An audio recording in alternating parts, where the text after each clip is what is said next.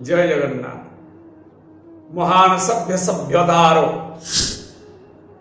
केंद्र प्राणी होची मानव। ए दुर्लभ मनुष्य एक सामाजिक श्रेष्ठ प्राणी भाव निजक प्रमाणित करिछि। मित्र मैत्र चरित्र जीवन निर्वाह पथरे निर्माण पथरे विभिन्न प्रकार न्याय उपदेश ग्रहण करिछि। ये न्याय उपदेश ठारू सबुठारू बड़ होछि संयोगीकरण, मित्रता भाव, शांति मैत्री। ये होछि सबुठारू श्रेष्ठ कथा। हे बुद्धिजीवी, आज चारिपद कथा आपण मानू एही बाबत रे कहिबी।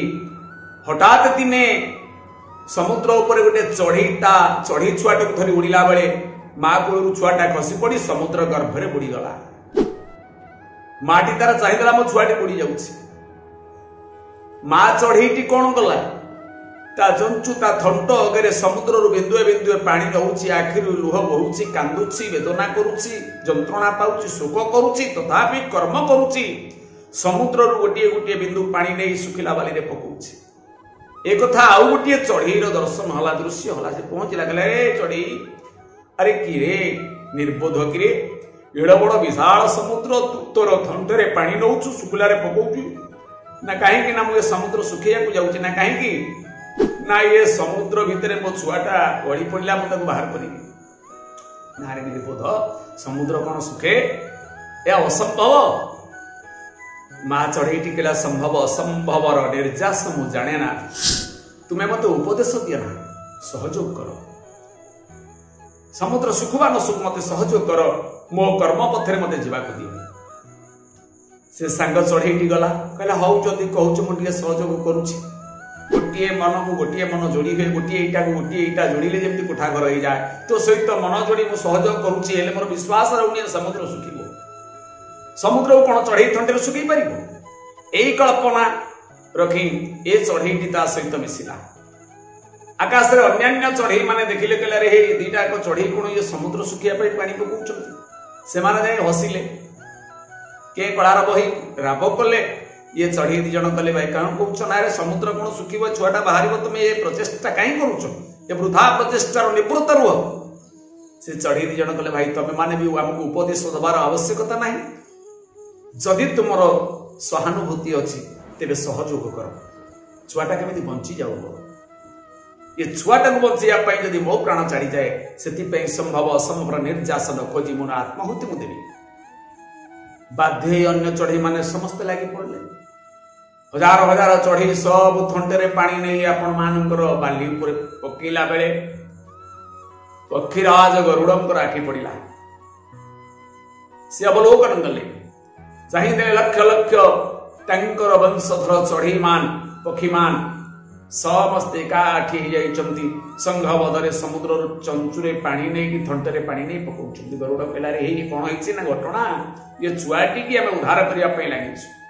नहीं कि असंभव ना असंभव संभवर मीमांसा सूत्र न खोजी जदि आपनकर सहयोग करिवार अछि सहयोग करंतु। ये वृथा आमको समालोचना करंतु नहीं कि आम कर्तव्य पथुरु निवृत्त हवा पाई आमको बाधक सृष्टि करंतु नहीं। यदि आवश्यक होछि ताले आपण आमको सहयोग करू। गरुड़ राजा लागि गले। भगवान विष्णु आनंद नंद कंद सचिदानंद पूर्ण ब्रह्म लीलामय श्रीमन नारायण देखिले गरुड़ कोण आसिने मोर गोटे काम पड़िला कोण जीवी। नारायण जेते बेले पहुंची गले देखिला बेलू समस्त पक्षी वंशधर पक्षी कुलमान पक्षीराज गरुड़ सहित लगे समुद्र पानी नहीं बाली उपर पकाउछन स्थल भाग सुखैवार वृथा प्रयास कर। नारायण देखी हसिले, कहले गरुड़राज ये कौन होछि ना? ये समुद्र सुखिबार आवश्यकता रही। गोटे पक्षी छुआटे गली पड़ी आम समस्त प्रचेषा करूँ ना। ये कौन संभव ना आम पाई असंभव हेले आपण को तो समस्त संभव ही था। यदि आपण समस्त संभव ही था, ये पक्षी छुआटा उद्धार न हवा पर्यंत मु मो कर्मर निवृत्त रही अलगा कर्म प्रवृत्त हो पारि ना। तेणु मत मो कर्म करने को दिंतु। विश्वपिता नारायण देखिले गरुड़ को ननेले बाहर न रही तो मुझे जापरि। बाध्य समुद्र राज वरुण राज को स्मरण कले। वरुण राज, अरे हे छुआटी कौटी अच्छी, तुम ये खेणिक सुखी जाओ एवं छुआटी को उद्धार कर दियो। कहू कहू समुद्र महाराज पिलाटी की तार लहरी रे आनी बालिकूल छाड़ीदेला जहाद्वारा चढ़ेर छुआटी उद्धार होला। तेणु ये संसार रे असंभव संभव हो पार शांति मैत्रीकरण संयोगीकरण मित्र मैत्र संगठन बल।